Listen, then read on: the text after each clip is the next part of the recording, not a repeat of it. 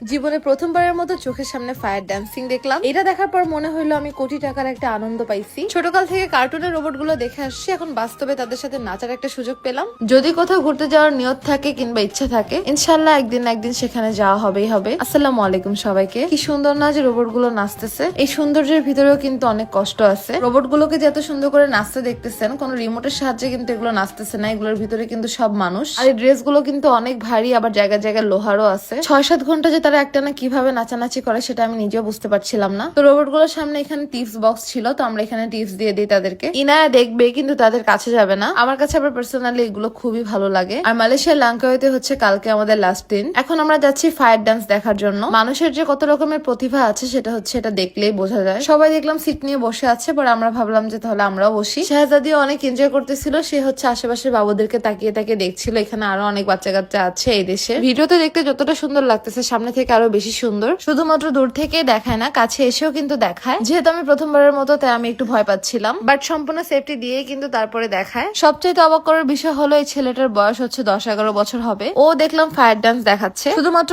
একা না, ওর সাইজের আরো 3-4 জন আছে। আর বাদ বাকি সবগুলো বড় বড়। স্কুলেও যাচ্ছে, আবার পাশাপাশি আর্নিংও করতেছে এতটুকু বয়স থেকে। এই যে হলো আপনাদের নোবেল ভাইয়া। দেখেন আপনাদের নোবেল ভাইয়া কি এনজয় করতেছে, তাহলে বুঝতে পারতেছেন যে মালয়েশিয়াতে আসছে অলমোস্ট 17-18 দিন হয়ে গেছে। আর আমার সাথে যেখানে যাই না কেন ম্যাজিক্যাল স্লিমিং টিটা আমি অল টাইম নিয়ে যাই। জিএলএইচও ম্যাজিক্যাল স্লিমিং টিটা কিন্তু একটা অর্গানিক প্রোডাক্ট, একদম ন্যাচারাল উপাদান দিয়ে তৈরি, কোনো সাইড ইফেক্ট নাই। 16 বছর বয়সের পর থেকে সবাই খেতে পারবেন, পাশাপাশি যারা প্রেগনেন্ট আছেন তারা কিন্তু একদমই খেতে পারবেন না। শরীরে যদি কোনো প্রকারের রোগ থাকে অবশ্যই কিন্তু তাদেরকে অর্ডার করার আগে এগুলো বলে নেবেন। আমরা কত লেভেলে এনজয় করছি এখানে। আমি এখান থেকে একটা রোজ লেমনেড নেই, আর ইনায়া শোনা হচ্ছে খেলনাটা কিনে। এখন যে মেয়েগুলোকে দেখতে পারতেছেন তারা কিন্তু সবাই আমাদের মতনই দর্শক ছিল, তো ওরা হচ্ছে ডেকেছিল যে কোনো 4 জনকে। আমিও যেতাম, কিন্তু ইনায়ার জন্য আর যাই নাই। এটা আমাদের এত পরিমাণের ভালো লাগছে যে এখানে আমরা 2 ঘন্টা প্লাস এর মতো বসেছিলাম। আমি আর বাবু তো একদম দেখতে দেখতে শুয়ে পড়ছিলাম, আর তারা বাবার মেয়ে একদম কাছ থেকে যে হচ্ছে দেখতেছিল। আর এখন হচ্ছে একটা কথা আপনারা বলতে পারেন যে আপু আপনাদের তো অনেক সাহস। আসলে আমি ইনায়াকে নিয়ে হচ্ছে সব ধরনের সবকিছুতে হচ্ছে যাওয়ার ট্রাই করি। ছোটবেলা থেকে বাচ্চা কাচ্চাকে যেভাবে বাবা মা মানুষ করে সে কিন্তু সেরকমই হয়। তারপর আমরা হেঁটে হেঁটে সামনের দিকে চলে যাচ্ছিলাম। আমাদের মা আর মেয়ের কিন্তু অনেক অনেক ক্ষুধা লাগছে।